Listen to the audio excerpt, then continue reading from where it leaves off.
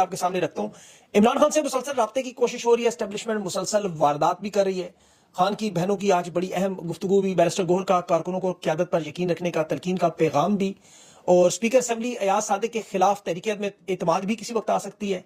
Donald Trump की खामोशी, Pakistani crypto currency पर पाबंदी का खात्मा, मादनी बिल, खुफिया मुआहदे, आर्मी चीफ की हालिया मुलाकातें, कौन शख्स क्या स्कैंडल, तफसील आपके सामने रखता हूं।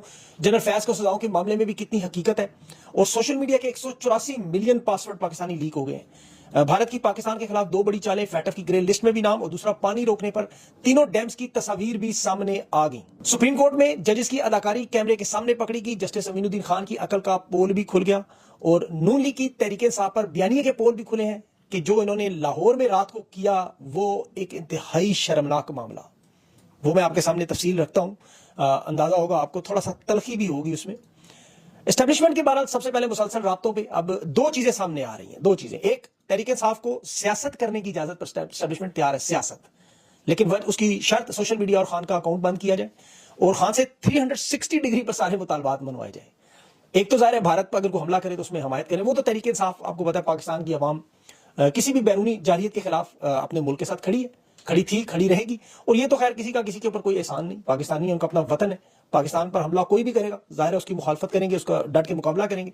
इमरान खान की लड़ाई तो कानून की है, अदलिया की आजादी की है, करप्ट लोगों के साथ खान बैठने को तैयार नहीं है। ये बातें तय है कि जमहूरियत की आजादी पर और आजादी इजहार राय पर खान समझौता नहीं करेगा। अब हुकूमत तैयारी क्या कर रही है ये मैं आपको बताता हूं ताकि अंदाजा हो आपको। 27वीं तरमीम करवा के ये वो तमाम मामलात सीधे करना चाहते हैं। अभी इस पर तरीके साहब के पास एक तो सबसे बड़ी ऑप्शन इस वक्त मौजूद है कि अगर ये स्पीकर के खिलाफ अदम इतमाद लाएं, ये बड़ा अहम मामला है, सलमान अकरवाजा ने कहा हम किसी वक्त भी ला सकते हैं। दो बयान सामने आए, एक तो स्पीकर का आया जी के ला के दिखाएं, दूसरा शेरजुल मरवत ने भी हमायत की, उसका बड़े नफीस आदमी है, क्यों अदम इतमाद ला रहे हैं। लेकिन तहरीक इंसाफ को लानी चाहिए ताकि पार्लियामेंट में इनके जो छुपे हुए लोग हैं, जो केक काटने छुपकर मुलाकातें वाले, वो सब के सब सामने आए। वोटिंग में सब कुछ सामने आ जाएगा। अभी स्पीकर के ऊपर जो इल्जाम है तहरीक इंसाफ के, जब पार्लियामेंटेरियंस को अगवा किया, कोई एक्शन नहीं लिया, खान की तस्वीर को वो दिखाता नहीं है, पीटीवी पर तकारीर रोक दी जाती हैं, ब्लर कर दी जाती है तस्वीरें। खान और तहरीक इंसाफ के मामला को बिल्कुल एक गैर जानिबदार नहीं है स्पीकर, ये जरूर आनी चाहिए अदम एतमाद। उससे बहुत सी चीजें वाज़ेह हो जाएगी, तहरीक इंसाफ की क़यादत को अंदाजा हो कहाँ खड़े हैं। इस वक्त अवाम उनसे एक ही मुतालबा कर रही है, सिंध में, पंजाब में, खैबर पख्तूनख्वा में, कश्मीर में जो रैलियां निकल रही हैं, ये बड़ा एक वाज़ेह पैगाम है कि तहरीक को लीड करने पर तैयार हो, वरना ये मामला अवाम के पास चला जाएगा और फिर तहरीक इंसाफ की क़यादत एस्टेब्लिशमेंट और नून लीग से भी ज्यादा नफरत का सामना करेगी। अब इमरान खान की रिहाई के लिए तहरीक चलाने के अलावा और कोई दूसरा इनके पास रास्ता नहीं है, क्योंकि इस वक्त एस्टेब्लिशमेंट ने जो इंटरनेशनल दबाव खासतौर पर अमेरिका से और पाकिस्तान के अंदर निजाम को मजबूत करने की जो कोशिश की जा रही है, वो मैं आपके सामने रखता हूँ, आपको अंदाजा हो जाएगा। ये दो खबरें सुने आप जरा, उसके बाद की तफसील। एक, पाकिस्तान में क्रिप्टो करेंसी के कारोबार को कानूनी और जायज करार देना। दूसरी, डोनाल्ड ट्रंप के वर्ल्ड लिबर्टी फाइनेंशियल जो क्रिप्टो का मामला है, उसकी Pakistani authority chief executive Saqib Bilal से आर्मी चीफ की मुलाकात। अब ये कौन है, जैक विटकॉफ के साथ क्या इसके विटकॉफ के साथ मामलात हैं और इनकी कंपनी क्या मामलात है, ये थोड़ा आपको समझना पड़ेगा। अभी जैक विटकॉफ पाकिस्तान से होकर गया, ये शख्स कौन है, ये स्टीव विटकॉफ का बेटा है। अब क्रिप्टो करेंसी की मार्केट को पहले देखें, दुनिया में $3.5 खरब की है, जो आइंदा दिन सालों में $6 खरब से ऊपर जा रही है। पाकिस्तान में इसका सालाना हजम जो वो $300 अरब बनता है, जो पाकिस्तान की जीडीपी के बराबर है। 3 करोड़ लोग पाकिस्तान में क्रिप्टो करेंसी इस्तेमाल कर रहे हैं और उन ममालिक में शुमार है जो बहुत तेजी से ऊपर आ रहे हैं।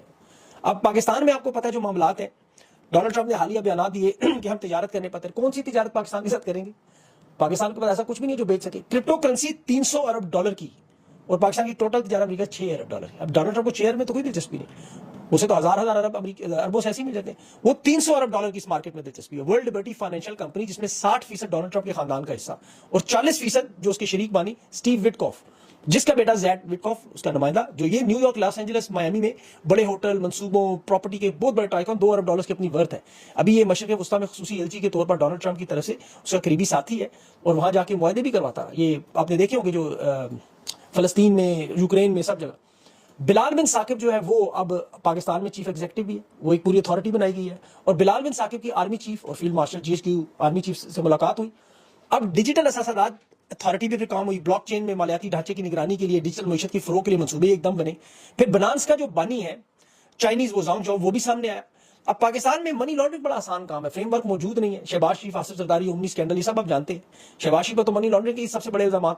अब इतनी बड़ी मार्केट में डोनाल्ड ट्रंप की दिलचस्पी, वो अमेरिका में जो होने वाली कोशिश उसको थोड़ा धुंधला रहा है। इसीलिए ट्रंप एडमिनिस्ट्रेशन इसीलिए तहरीक इंसाफ पे मुजालिम पर जो मामला पहले शुरू में इन्होंने उठाया था उस तरह नहीं उठाया जा रहा। दूसरा बड़ा मामला मादनी ज़खायर का, ये दो चीजें इस वक्त ये दाना डोनाल्ड ट्रंप को डाला गया है। क्या है? 300 अरब डॉलर की यहाँ क्रिप्टो की, बाकी मादनी, उसके बाद खामोशी इख्तियार करें।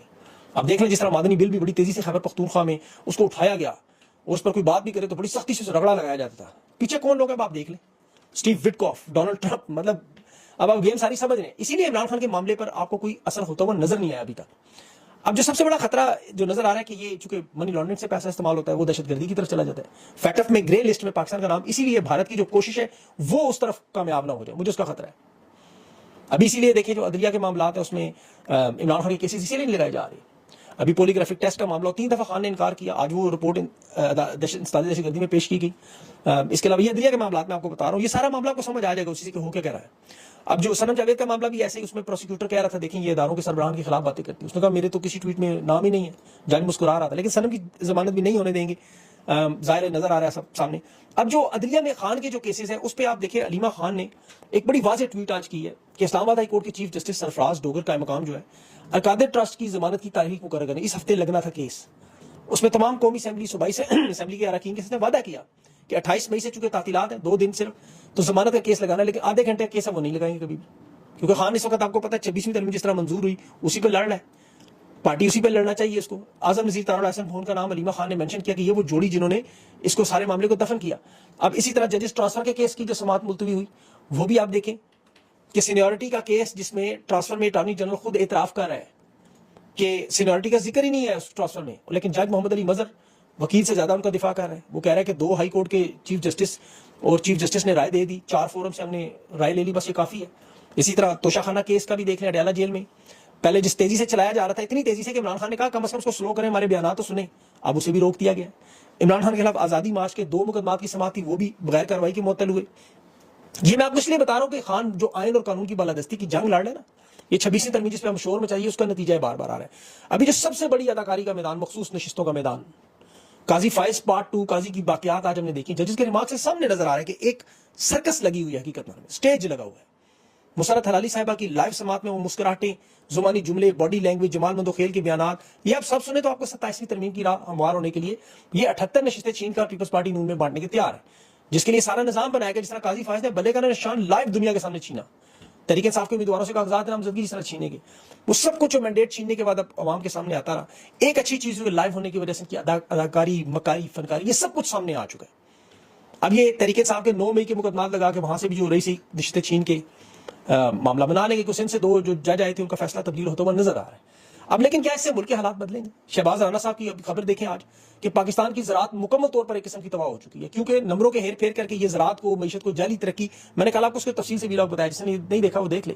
जिस तरह हर दौर का आमिर झूठ और फ्रॉड से दिखाता है कि बड़ी तरक्की हो रही है, शुमाली कोरिया में देखें बड़ी तरक्की हो रही है वहां भी, लेकिन इन्हें अवाम से कोई लेना देना नहीं है, बाखुदा इन्हें अवाम की कोई परवाह नहीं। रात PSL के फाइनल में जिस तरह वो मुजरा करवाया गया, अभी इस मुल्क में जहां 4 दिन गुजरे हों, खुजदार में आर्मी पब्लिक स्कूल के बच्चे शहीद हुए, ड्रोन हमले में वजीरिस्तान के बच्चे शहीद हुए, और तो छोड़े पाकिस्तान भारत की जंग के 51 शहदा, 11 फौजी भी शामिल, उनकी कब्र की मट्टी भी अभी खुश नहीं हुई, लेकिन लाहौर में रात फुल फ्लैज एक खंजर मतलब वो हो रहा था, तलवारों का रक्स कह लें आप।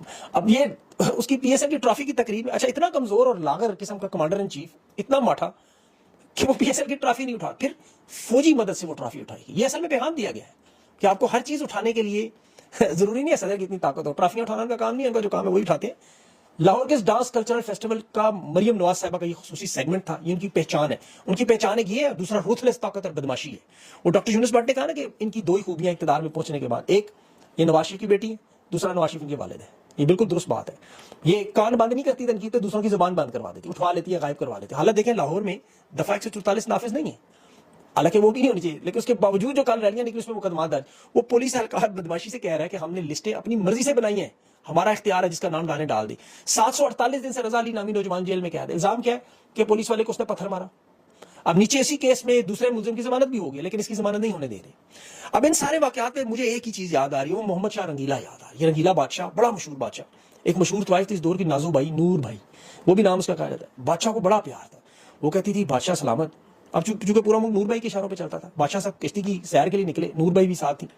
उसने कहा बादशाह सलामत, आपकी किस्मत बहुत बुलंद है, मैंने आज तक कोई कश्ती डूबती नहीं देखी, लोग डूबते नहीं थे। बादशाह ने कहा अभी देखिए, कमान उठाई, तीर लगाया और बादबान पे वो निचला हिस्सा है मारा, उस पर तीर, कश्ती डूब गई, लोग डूब रहे, मर रहे हैं। नूर भाई ने तालियां बजानी शुरू कर दी। देखिए ये निशानी है इस इख्तियार और गुरूर की कि जब अकल पे गुरूर आ जाए तो मजलूमों पे वार होता है। पाकिस्तान पूरा डूब रहा है इस वक्त। मरियम नवाज जलसों में बैठ खड़ी होकर तालियां दी, अपने हाथों से आपको याद इशारे करती थी कि तराजू के पलड़े हम बराबर करेंगे। फिर जजेस का नाम भी लिए थे, लंदन प्लान का जलसों में सब कुछ बताया। ये तो हमारी यादाश्त कमजोर है, आप भूल जाते हैं। वो वीडियोस उठा के देखें, उस वक्त इनकी छोटी नहीं हुई थी सर्जरी के, मतलब ये जो चीजें हैं। अब जमहूरियत पसंद नहीं थी उस वक्त। ये बलोच, महारक बलोच के साथ मिसिंग पर्सन की बातें भी करते, कश्मीर का साथ भी थे, वोट को इज्जत के नारे भी लगाए जाते। लेकिन जब से इन लोगों के साथ मिले, कैसे हालात इनके बदले और पाकिस्तान के बदले। ये सारे का सारा निजाम इनके लिए बनाया गया। वो लाहौर यूनिवर्सिटी में देखें आप, आलम इस्लाम की शख्सियात के तारुफ पर वो एक मुकालमे में आलम इस्लाम की 3 शख्सियात पर नौजवान अलूम इस्लामिया पर लाहौर यूनिवर्सिटी में रिसर्च कर रहा है। 3 शख्सियात कौन है? अमीरुल मोमिनीन नवाज शरीफ साहब, एवन फील्ड वाले, उम्मत मुस्लिमा आलम इस्लाम के army chief field marshal Syed Mohammad Asim Munir साहब, और बीच में इन्होंने पता नहीं नजर काटने के लिए हामिद मीर साहब का भी नाम डाल दिया। मतलब लगे रहा मुन्ना भाई की वारदात लगी हुई है। हिंदुस्तान पाकिस्तान की जंग खत्म हो चुकी है, आपको पता है बजाय। दूसरा मरहला इन्हें नजर नहीं आ रहा, नहीं मान रहे। डेमो पे टका के हिंदुस्तान काम कर रहा है। दरिया चनाब पे हाइड्रो पावर प्रोजेक्ट पे 3 प्रोजेक्ट चल रहे हैं। जम्मू कश्मीर के इलाके की तस्वीर देखें, वहां पक्कलदुल डैम है उनका, बगलियार तो पहले से फाल है। अब ये जो रतले हाइड्रो डैम है और रासले है, ये पाकिस्तान के एतराज था दरिया चनाब पे। हिंदुस्तान ने ये 2016 बल्कि 2011 से प्लान शुरू किया हुआ, वो सोचा था कि 2030 में खत्म करेंगे। सिंध तास खत्म करके वो कह रहे हैं कि हम 2025 के एंड तक इसे खत्म करेंगे। 61% पानी वो रोक चुके हैं, 61%। और यहाँ इनके हामी ये नून लीग के लोग अभी भी घरों में नलके चेक करते हैं। जब तक उनके घरों में नलकों में पानी बंद है वो नहीं मानेंगे, क्योंकि उनका 21 दिन का जश्न चल रहा है। क्लशनकोफ वाले गाने चल रहे हैं, क्लशनकोफ। यहाँ पाकिस्तानियों को मुल्क से निकाला जा रहा है। जो पढ़े लिखे पाकिस्तानी, जो ब्रेन ड्रेन जिसकी बात करते हैं, आर्मी चीफ तो कहते हैं ब्रेन गेन हो रहा है।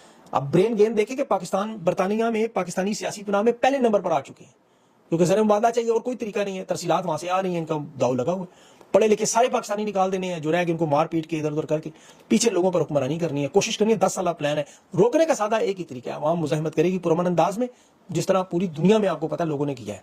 लोगों को खुद एहसास होगा, तहरीक इंसाफ की क़यादत को जगाया जाएगा। और क़यादत के ऊपर देखिए, आने वाले दिनों में ये अगर जो ही छुट्टियां ये आने वाली हैं, इनकी ईद आने वाली है, मुझे लगता है कि इसके बाद तहरीक इंसाफ की क़यादत के ये लोग अवामी गैज़ो गज़ब का शिकार ना हो जाएंगे। मतलब गैज़ो गज़ब से मुराद ये कि उन पर तनकीद इतनी होगी कि उन्हें छोड़ने पड़ेंगे ओहदे, अगर ये डिलीवर नहीं कर सकते। और ये लगता है कि वो अवाम के दबाव में आएंगे और इन्हें तहरीक चलानी पड़ेगी। ज़ाहिर से रोकने के लिए भी बीच में बहुत सारे लोग लगे रहेंगे। लेकिन देखिए अब ये मामला किस तरफ जाता है, आपको अपडेट करता रहूँगा। अपना ख्याल रखें, मुझे इजाज़त दें। अल्लाह हाफिज़।